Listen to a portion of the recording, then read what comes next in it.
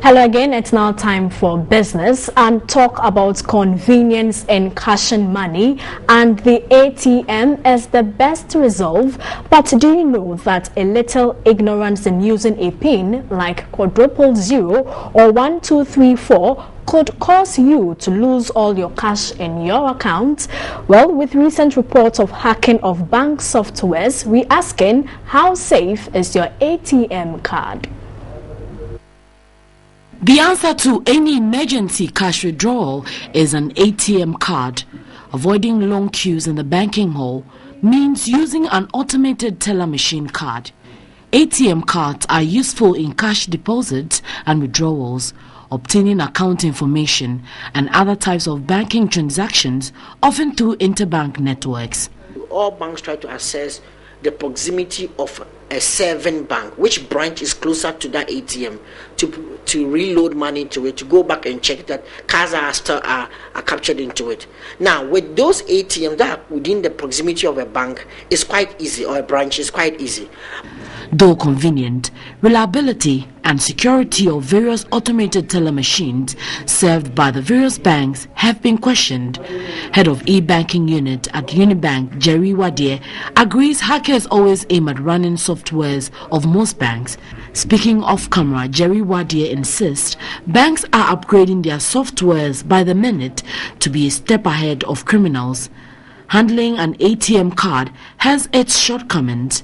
A major one is the use of obvious passwords. Globally, the common numbers that people use for, the most popular one that people use for their numbers, the PIN code is 1234. The second one is the numbers that follow each other, 111, 8888, 2222, 000. If you don't change your PIN code to something that is a little bit ambiguous, it's not easily, cannot easily be guessed by a person. Another aspect of safety is how you keep your card. For example, some people keep their cards in their wallets. So if the wallet is stolen, the card is kind of stolen.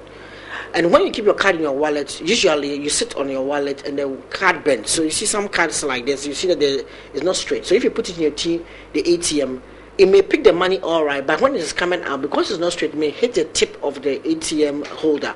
So it might not be able to. You see that it should be forcing to try to come. Most customers say ATM machines have served more good than harm, but fear technology advancement calls for more innovation for safety.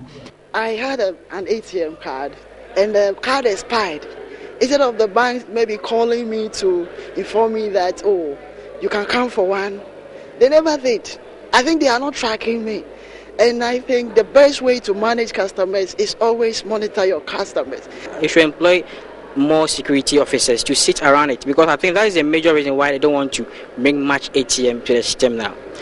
Banks have also been advised to improve on their processes, policies, and be more responsive to customers. Customer service has to be improved, and I think that's what we should try to do. When we have problems with our ATMs, banks should be more ready to serve us, not to point out that this is your problem, it's your fault. Despite security measures in place, the next time you walk to an ATM machine, alertness is key. In other news, the Ghana Revenue Authority has increased the current import VAT rate by 2.5%. Import VAT is now increased from 12.5% to 15%, and this adjustment took effect Wednesday, January 8, 2014.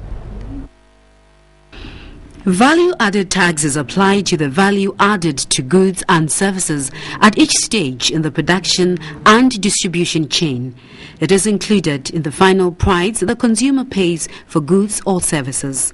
VAT charges since March 1998 commenced with a 10% rate. The import VAT takes effect from Wednesday, January 8, 2014. Measures have been put in place to block loopholes. We have an automated facility by which people access our systems and make their declarations. And by that I mean people do self-assessment, because they are bringing in the goods, so they know what kind of goods they are bringing in. They bring their own invoices and those things. So they have access to our system, that's the customs management system. and from their offices, of course. And so they will put in a declaration and say, I'm bringing so goods, these are the values, and this is the tax that I'm going to pay, and things like that. They will send this to the customs management system automatically from their workplace, and then the system would evaluate what they have brought and validate if it sees that the commodity that they are bringing in and the appropriate tax and the tax rate that they have, as it were, declared are correct. It will validate and authorize that they go and pay in the bank.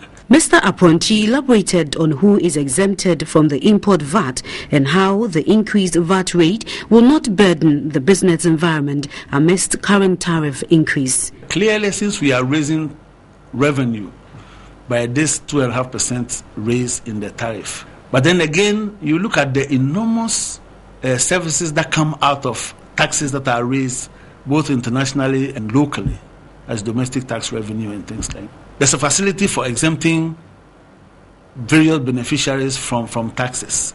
And this is premised on the end use of the particular import that is coming in. For instance, if I'm speaking about international trade tax, the exemption is based on the end use of the the particular product that is coming in, and again on the person to whom or who is actually making the import. For instance, if a diplomatic mission or people or diplomats are bringing in goods, they are tax exempt. And then if government is undertaking a project, or if component of that project can be waived from the taxes, you see, that is to say that the tax component that the imports would have to that will have to be exacted on the particular imports can be waived. You see, so that's government's contribution to total tax. The 2.5% VAT increase, inclusive of NHIL, makes a total of 17.5% on all transactions. And that's it for business.